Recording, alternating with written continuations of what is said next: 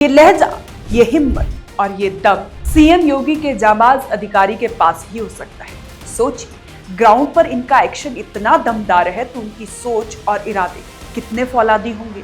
इनके बारे में मैं आपसे कुछ कहूं, इससे पहले आप ये वीडियो देखिए। आसपास के जितने भी लोग हैं अच्छी तरह से समझ लें कि अगर किसी ने बदमाशी करी तो उनका कायदे से इलाज किया जाएगा।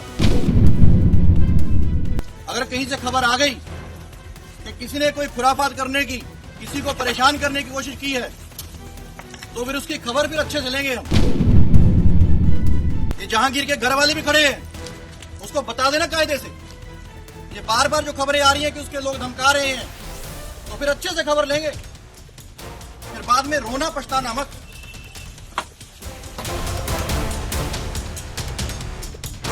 देखा आपने, ये है यूपी का वो सिंघम जिसे देखकर अपराधियों के पसीने छूट जाते हैं। लेकिन आज बात उत्तर प्रदेश की नहीं, बल्कि पश्चिम बंगाल के चुनावी रण की है। बंगाल में दूसरे चरण के चुनाव से ठीक पहले सियासी पारा 7वें आसमान पर पहुंच गया है और इस घमासान के केंद्र में है आईपीएस अजयपाल शर्मा। चुनाव आयोग ने उन्हें दक्षिण 24 परगना जिले का पुलिस ऑब्जर्वर बनाकर भेजा है। ये वही इलाका है जिसे टीएमसी के नंबर 2 नेता और ममता बनर्जी के भतीजे अभिषेक बनर्जी का भैद किला माना जाता है। अब इसी किले की दीवारों पर यूपी के इस सुपर कॉप की धमक सुनाई दे रही है। आने वाले कह रहे हैं वोट नहीं हमारा इसी तरह के 10 लोग हैं यहाँ पे, 14 लोग हैं यहाँ पे, तमाशा है कहीं।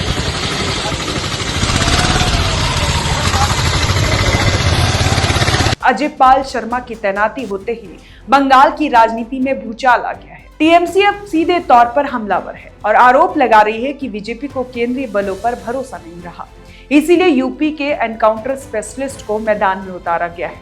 तृणमूल कांग्रेस का दावा है कि अधिकारी पार्टी कार्यकर्ताओं और उम्मीदवारों को खुलेआम धमका रहे हैं, लेकिन क्या वाकई में ये धमकी है या फिर निष्पक्ष चुनाव कराने का वो सख्त इरादा जिससे कानून तोड़ने वालों को डर लग रहा है। आखिर कौन है अजयपाल शर्मा जिसने बंगाल की सत्ताधारी पार्टी इतनी बेचैन हो गई है?